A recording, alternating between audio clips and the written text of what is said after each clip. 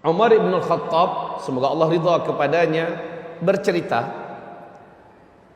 ketika kami sedang duduk-duduk mengelilingi Nabi Muhammad, bainama nahnu julus inda Nabi sallallahu alaihi wasallam, idh tala'a alaina rajul shadidu bayadhi thiyab shadidu sawadi sya'ar la yura alaihi atharu safar wa la ya'rifuhu ahadun minna.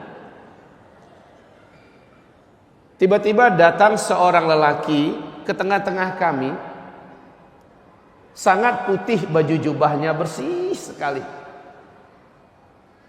sangat hitam rambutnya, lebat ikal, dan bersih sekali, wajahnya pun menawan. Tidak nampak orang ini tanda-tanda habis melakukan safar yang jauh. Lah dulu itu nggak ada pesawat, dulu itu tidak ada mobil. Kalau orang lepas dari safar ketahuan pak, mukanya kusut, rambutnya semrawut, bajunya juga lusuh. Tapi ini nggak nampak sedikit pun, bersih banget. Mendadak muncul satu kota Madinah, nggak ada yang kenal dengan laki-laki ini. Fajalasa ilan Nabi sallallahu alaihi wasallam fasnada rukbatih ila rukbatih. Dia duduk tepat di hadapan Nabi, diadunya kedua lututnya dengan kedua lutut Nabi Muhammad sallallahu alaihi wasallam. Wa wada'a kaffaihi ala fakhidaihi. Kedua telapak tangannya dia letakkan di atas kedua paha Nabi Muhammad sallallahu alaihi wasallam. Face to face, wajah melihat kepada wajah, menatap mata kepada mata. Kayak udah akrab sekali. Langsung dia bertanya, ya Muhammad, akhbirni anil Islam. Hai Muhammad, kabarkan kepada saya tentang Islam. Maka Nabi menyampaikan rukun Islam yang 5. Ini akhirnya menjadi dalil oleh para ulama Ahlus Sunnah wal Jamaah tentang rukun Islam yang 5 itu. Mana dalilnya? Ini hadisnya. Setelah Nabi menjawab, apa kata orang ini? Shadaqta. Jawaban engkau benar. Fa'ajibna minhu yas'aluhu wa yusaddiqu. Heran kami dengan orang ini. Dia yang datang, dia yang bertanya, dijawab Nabi pertanyaannya, dia pula yang membenarkan. Siapa nih orang? Dia kembali bertanya, akhbirni anil iman. Kabarkan kepadaku tentang iman. Apakah iman itu? Nabi menjawab dengan rukun iman yang 6. Setelah Nabi menjawab, sekali lagi dia berkata, shadaqta. Bagus. Jawaban ini juga tepat. Kemudian dia bertanya tentang ihsan. Nabi menjawab, an ta'budallah ka'annaka tarah. Fa in lam takun tarah fa innahu yarak. Engkau beribadah kepada Allah seolah-olah engkau sedang melihat Allah. Jika tidak mampu engkau beribadah kepada Allah, engkau yakin Allah sedang melihat kepada engkau. Itu yang ihsan.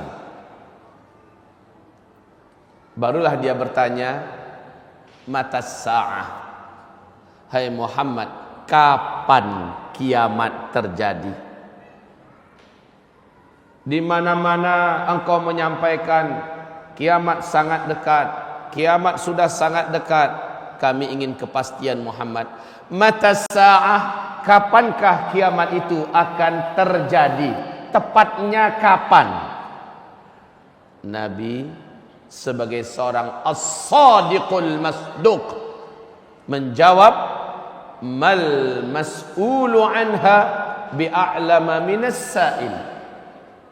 Sorry, untuk pertanyaan yang ini tidaklah orang yang ditanya lebih tahu daripada orang yang bertanya. Saya tidak tahu. Kesimpulan ini menjadi pegangan ulama Ahlus Sunnah wal Jamaah sampai hari kiamat. Tidak seorang pun makhluk, tidak seorang pun manusia di bumi ini sampai kiamat yang tahu kapan kiamat itu akan terjadi. Tanggalnya bulannya, tahunnya. Ke depan, kalau bapak semua, ibu-ibu mendengarkan ada ramalan kiamat, bagaimana prinsip kita? Wajib diingkari, jangan pernah percaya, tolak mentah-mentah. Siapapun yang menyampaikannya, sehebat apapun orang yang menyampaikannya, hafal seluruh kitab di muka bumi ini, bukan hanya Al-Quran, bukan hanya kitab-kitab yang lain, bukan hanya buku-buku kuning, bukan, semuanya dia hafal. Karomahnya Masya Allah, dari sini ke Mekah cuma 1 detik. Hujan lebat dia nggak basah, dibakar nggak terpanggang, nggak mempan dengan senjata tajam apapun. Kalau ngomong petir keluar dari mulutnya, jenggotnya dari sini sampai ke Singapura. Dia berani menyatakan kiamat akan terjadi pada tanggal anu, bulan anu, tahun anu. Wajib kita mengatakan kamu pendusta. Tidak ada ramalan kiamat. Allah juga memutuskan dalam Al-Quran, yas'alunaka 'anis sa'ah ayyana mursaha. Mereka orang-orang itu bertanya kepada engkau wahai Muhammad tentang kiamat, kapan akan terjadinya? Fima anta min dzikraha. Engkau senantiasa memperingatkan umat, kiamat sudah dekat, kiamat sudah dekat. Sekarang mereka bertanya kepada engkau, kapan kiamat itu? Ila rabbika muntahaha. Hanya Allah Rabbmu yang tahu pastinya kiamat itu terjadi kapan. Ini pegangan kita. Maka kita menguraikan tentang akhir zaman, bukanlah menyampaikan tentang kiamat akan terjadi tanggal, bulan, tahun anu. Tidak. Saya hanya akan menyampaikan inilah kita di akhir zaman. Persis saat Nabi sudah angkat tangan, saya nggak tahu. Lalu beliau ditanya, akhbirni an amaratiha. Kabarkan kepada saya Muhammad tentang ciri-ciri kiamat sudah dekat. Nah, pertanyaan yang ini, apa kata Nabi? Kalau ini pertanyaan ente, ini gua banget ini. Saya bisa jawab kalau pertanyaan yang ini. Ciri-cirinya, tanda-tandanya saya sampaikan.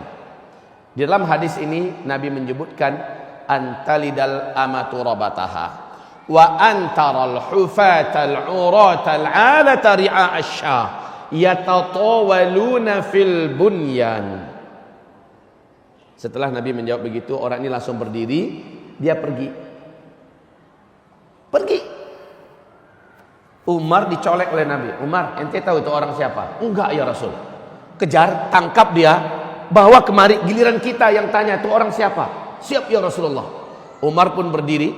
Bapak tahu langkahnya Umar bin Khattab ini, Pak, 2 kali langkahnya para sahabat. Dia orangnya tinggi.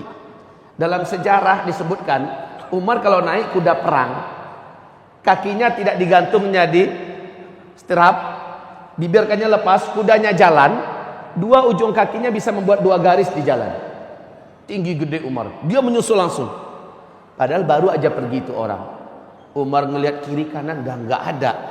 Ya Rasulullah, he's gone. Dia udah pergi ya Rasul, udah nggak tahu kemana. Innahu Jibril, kata Rasul. Itu tadi adalah malaikat Jibril. Atakum liyu'allimakum dinakum. Datang kemari khusus ingin ngajarin kalian semua isi agama ini. Jadi isi agama dalam hadis itu ada 4. Islam, iman, ihsan, dan ilmu tentang tanda-tanda kiamat. Ini penting, Pak. Kalau mau belajar agama ini, belajarlah dari Islam, fikih-fikih. Belajar tentang iman, tauhid, akidah. Belajar tentang ihsan, ya, yang berkaitan dengan sufi dan segala macamnya. Belajarlah tentang ilmu tentang tanda-tanda akhir zaman, karena kita akan ada di tengah-tengah itu.